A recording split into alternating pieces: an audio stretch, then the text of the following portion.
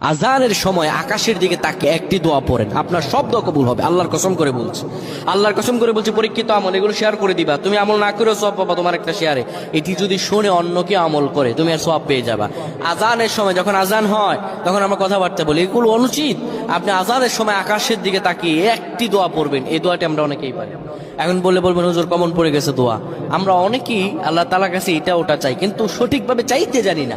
সঠিকভাবে কোনো ব্যক্তি যদি চায়, আমার আল্লাহ তাকে দয়া করবেন। আল্লাহ বলেন, বান্দা উদউনি আস্তাজিব লাকুম, আমার কাছে চাও, আমি আল্লাহ সব দিয়ে দিব। সুবহানাল্লাহ।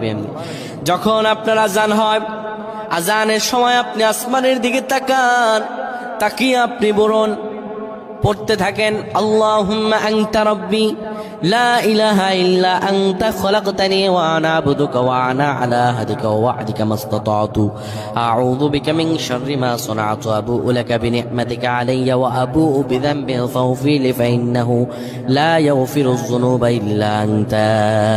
এই সাইয়্যিদুল ইস্তিগফার আপনি পড়েন, ইনশাআল্লাহ আল্লাহ সব দোয়া কবুল করে আপনাকে কবুল আর মঞ্জুর করে নেবেন। পড়েন আল্লাহু আকবার।